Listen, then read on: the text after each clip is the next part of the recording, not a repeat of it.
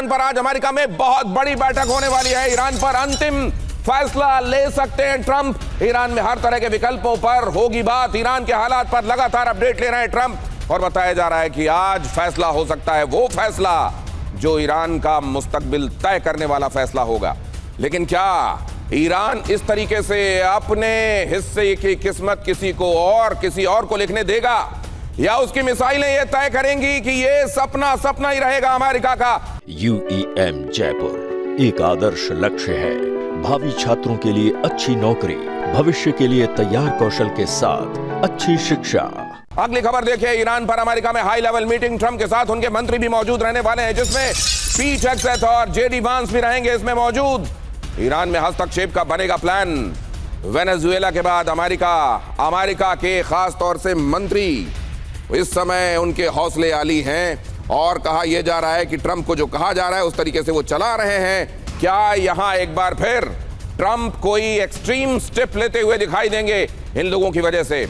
Iran पर यह भी कहा जा रहा है कि किसी भी वक्त हमला कर सकता है अमेरिका किसी भी वक्त हमला कर सकता है। रिपोर्ट्स ये सजेस्ट कर रहे हैं ईरानी एयरस्पेस के नजदीक उड़ान भर रहे हैं अमेरिकी सैन्य विमान। कतर से अमेरिका के B-52 बॉम्बर्स ने भरी उड़ान। B-52 के साथ अमेरिकी रिफ्यूलिंग प्लेन भी मौजूद। अमेरिकी सैन्य मूवमेंट पर वॉर सर्विलांस की ये रिपोर्ट। अमेरिकी सैन्य मूवमेंट, इतनी बड़ी सैन्य मूवमेंट क्या दिखाती है? क्या यह दिखाती है कि कोई फैसला ले लिया गया है, पहले ही लिया जा चुका है, केवल इस बैठक में उस पर मोहर लगना और दस्तखत होना बाकी है, या असल में यह पोस्टरिंग जारी रहेगी? अमेरिका चाहता है दबाव इतना बना दिया जाए बैठक से पहले ही कि उधर ईरान से फोन घनघनाने लगे कि बस रुक जाओ, तुम जो कहते हो हम करने के लिए तैयार हैं, हम परमाणु हथियार नहीं बनाएंगे, तुम कहो कुर्सी पर किसे बिठाना है। कार्तिकेय काले सर, क्या देख रहे हैं आप? नहीं, सबसे पहले तो दिनेश जी बिल्कुल सही बोला आपने कि सिचुएशन बहुत ही वॉलेटाइल है। कोई भरोसा नहीं है कि अगले 24 घंटों में ये सिचुएशन कहाँ से कहाँ पहुँच जाए। परंतु यदि कोई जैसे एज एन एनालिस्ट अगर आप इसको पहले से देखें तो ट्रंप का मिडिल ईस्ट में और ईरान में डेफिनेटली इंटरवेंशन का प्लान उसमें पूरा दिख रहा है, इसमें कोई शक नहीं है। देखिए, पिछली बारी जब हमने इस बात को डिस्कस किया था, मैंने आपसे बोला था कि इसमें इजराइल का बहुत बड़ा हाथ है। ज़मीन पे जो वायलेंस हो रहा है, जिस तरह से वो ऑर्गेनाइज हो रहा है, वो इनिशियल पहले 2 दिन में नहीं हुआ। वो एक्चुअली वो वायलेंस अब जो तीसरे दिन से शुरू हुआ है और अब तक कंटिन्यू कर रहा है, वो ऑर्गेनिक नहीं लगता है। मेरे को तो डेफिनेटली ऑर्गेनिक नहीं लगता है और उसके पीछे कोई ना कोई रीज़न है। देखिए, अब पिछले कुछ दिनों से और स्पेशली ईरान इंटरनेशनल टीवी, जो एक UK बेस्ड टीवी ऑर्गेनाइजेशन है, उसने खबर दी है कि there has been a lot of violence in the last 2 days 2 nights and 12,000 से ज़्यादा लोग मरे हैं। अब ये भी एक स्टेप 2 है। स्टेप 1 वायलेंस है, स्टेप 2 बहुत ज़्यादा जो है लोग वहाँ डेमोन्स्ट्रेटर्स मर गए। तो ट्रंप साहब की जो 2 रिक्वायरमेंट्स थी to interfere in that area, वो पूरी हो चुकी हैं। अब तीसरा स्टेप जो है, उन्होंने फौज पहले ही भेज दी थी, 14 दिन पहले फौज वहाँ पहुँच रही थी। तो अब जो है तीसरा स्टेप जो है वो एक्टिव इंटरफेरेंस है। अब देखिए वो कब होता है। तो ये बड़ी बात आप कह रहे हैं कि वो तमाम हालात जो ईरान पर कार्रवाई के लिए उसको एक फिट केस बनाते हैं, वो तमाम फैक्टर्स जो अमेरिका को ईरान के ऊपर कार्रवाई उसको जस्टिफाई करने के लिए, एक फिट केस बनाने के लिए जरूरी है, वो तमाम फैक्टर्स यहां दिखाई देने शुरू हो गए हैं। प्रोटेस्ट बहुत बड़ा हो गया है।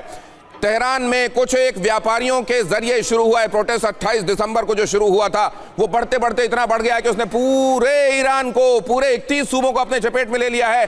12,000 से ज्यादा लोगों के मरने की खबरें आ रही हैं। कहा जा रहा है तेहरान के पास अस्पतालों के सामने अंबार लगा हुआ है लाशों का, बॉडी बैग्स का। क्या इसी का इंतजार था अमेरिका को? और अब अमेरिका ये कहते हुए कि ना, तुमसे नहीं संभल रहा है, अब मेरी जरूरत पड़ेगी, let me handle the case. और उसके बाद वो क्या एंटर कर जाएंगे। पूर्णिमा नाथ जी, आपको क्या दिखाई दे रहा है? अमेरिका के अंदर क्या फीलिंग है? वहां शायद वो वाइब्रेशंस बहुत जल्दी आप कैच कर रही होंगी, जो हम तक पहुंचते पहुंचते शायद डिमिनिश हो जाती हैं।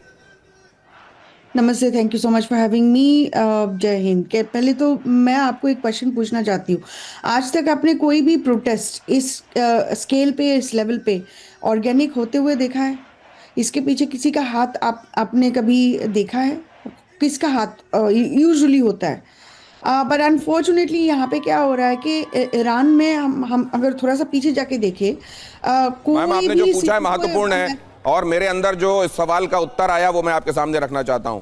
वो श्रीलंका हो, वो नेपाल हो, वो फिलहाल ईरान दिखाई दे रहा हो, या कहीं पर भी माना तो यह जाता है कि अमेरिकन डीप स्टेट वहां पर इन्वॉल्व होता है। बांग्लादेश के हालात में भी अमेरिकन डीप स्टेट, लेकिन क्या फिलहाल अमेरिकन डीप स्टेट वहां का स्टेट बन गया है? अपनी बात पूरी कीजिए मैम। सर मैं और एक क्वेश्चन आपको पूछना चाह रही हूँ। ये जो 500% तारीफ की जो बात करा जा रहा है इंडिया के ऊपर, आपको पता है ये बाई पार्टीजन सपोर्ट है ये अमेरिका से। आप रिपब्लिकन बोले या डेमोक्रेट बोले, at the end of the day goal is same. उनका टैक्टिक्स डिफरेंट हो सकता है, लेकिन आज जो ईरान का सिचुएशन है उनके ऊपर आपको पता है कितना सैंक्शंस लगाया गया है वेस्टर्न कंट्रीज से। सर 12,485, उसमें से 9,000 के ऊपर एक्टिव है। अब ऑन टॉप ऑफ इट आप थोड़ा सा 55 इयर्स का मैं आपको स्टैटिस्टिक्स देती हूँ। 1945 to 2000 80 regime change were executed by America. 55% were done by Republican, 45% done by Democrat. दोनों का तरीका थोड़ा सा डिफरेंट है। एक ओवर्ट है, एक कोवर्ट है। एक मिलिट्री एक्शन करते हैं जो रिपब्लिकन्स ऐसे करते हैं, और जो डेमोक्रेट्स जो कोवर्ट ऑपरेशन करते हैं। लेकिन एजेंडा तो वही है ना, रिजीम चेंज, उनका पपेट बिठाना है। अब ईरान में आज यही सिचुएशन, आप ईरान को हटा दीजिए, ईरान को क्रॉस करके इंडिया बता दीजिए, कभी भी हो सकता है। और बोलेंगे कि इंडिया की जो लीडरशिप है, डेमोक्रेटिकली इलेक्टेड लीडरशिप है, वो केपेबल नहीं है इंडिया को चलाने के लिए। हम भेजेंगे लोग, दूत हम भेजेंगे, वो चलाएंगे। ये तो बहुत बड़ी बात है पूर्णिमा नाथ जी। अगर ये फीलिंग अब सिंक इन होने लगी है और इसको इतना प्रिवेलेंट और इतना परवेसिव माना जाने लगा है कि अब उसमें चाहे इंडिया ही क्यों ना हो, वो कोई भी मुल्क हो सकता है, अक्कड़ बक्कड़ बम्बे बो करके नक्शे में कोई हाथ रखना है जो अमेरिका के अलावा हो, और उसको बता देना है कि अब यहां पर हम अपना काम शुरू कर देंगे। लेकिन आपने एक महत्वपूर्ण बात कही, अमेरिका का स्वभाव ऐसा रहा है, वो ओवर्ट या कोवर्ट तरीके से, वो रिपब्लिकन या डेमोक्रेट्स के तरीके से हमेशा ही ये करता रहा है। मनमानी उसका स्वभाव रहा है। पूर्णिमा नाथ जी इस बात को अंडरलाइन कर रही हैं, तो क्या वही मनमानी अब ईरान, फिलहाल नंबर किसका आता है ये उस समय की परिस्थितियों पर निर्भर करता है, और इस समय वो ईरान है क्या, प्रोफेसर अमिताभ? देखिए, ईरान में जो भी हो रहा है उसको अमेरिका ऑब्जर्व कर रहा है और उसको प्ले आउट होने देगा। यानी अपने आप जो मूवमेंट चल रहा है वहाँ की हालातों पे जो डीप स्टेट या इजरायली मोसाद इन्वॉल्व हैं वो तो अपनी जगह होंगे ही और पहले से भी थे। इस बार हालात अलग हैं, इस बार हालात ज़्यादा खराब हुए हैं। एक तो जो ईरान का एक जिसको कहें भौकाल था पूरे इस रीजन में, वो ख़त्म हो गया है। दूसरा, ईरानियंस ने ये जान लिया है कि उनकी सरकार बहुत वल्नरेबल है। बॉम्ब गिरा के इजराइल और अमेरिका चले जाते हैं। पूरा एयर स्पेस को कैप्चर कर लिया था पिछले बार इजराइल और अमेरिकन एयरफोर्स ने। तो उस तरह से वल्नरेबिलिटी ईरान की बढ़ गई है। पिछले 46 साल में जब से ये सत्ता में है ईरानियन रजीम, तब से इन्होंने वहाँ के जितने भी लीडरशिप थी उसको ख़त्म किया। और जब 79 में इस्लामिक रेवोल्यूशन जिसको हम कहते हैं, आप देखेंगे उस समय सिर्फ ये शाह के खिलाफ सिर्फ इस्लामिक रेवोल्यूशन ही नहीं था। उस समय सेकुलर थे, उस समय कम्युनिस्ट थे, उस समय ऑब्वियसली इस्लामिक लोग थे, लेकिन उसका चेहरा बने थे खुमैनी साहब। लेकिन इस समय उसका कोई चेहरा नहीं है। कौन सेकेंड लाइन ऑफ लीडरशिप आएगा? अमेरिका ये बखूबी जानता है कि बूट्स ऑन ग्राउंड वो नहीं। सर, आपने एक बड़ी महत्वपूर्ण बात कही है और मेरे दिमाग में एक उत्सुकता थी। मैं सोच रहा था कि आपसे ये सवाल आज जरूर पूछूंगा कि इजराइल ने पहले जिसको ऑपरेशन राइजिंग लाइन नाम दिया, अगर अमेरिका चाहता तो उसके तहत ही वो कार्रवाई बॉम्बर वाली जो 12 दिन का हमने जून में जो कॉन्फ्लिक्ट देखा था, उसी के तहत वो आगे बढ़ता।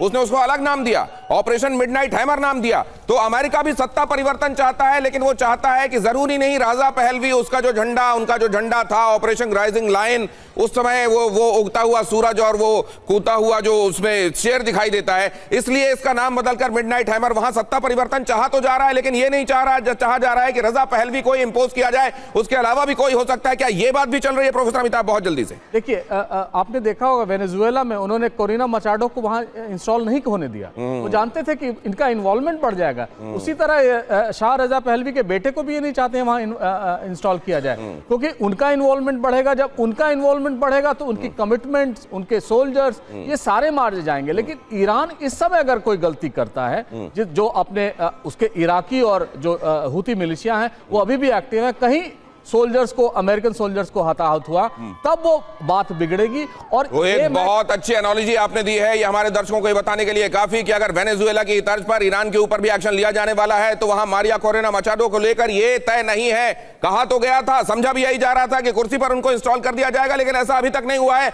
तो यहां भी रजा पहलवी, जिनको स्वाभाविक दावेदार माना जा रहा है, और बहुत सारे लोग वही ऑपरेशन राइजिंग लाइन के दौरान वाला झंडा लेकर जो निकले हुए हैं सड़कों पर, वो जरूरी नहीं क्या हो। अगर ऐसा है तो एक्चुअली क्या है आगे ईरान के लिए जो हमारे एक्सपर्ट्स को दिखाई दे रहा है।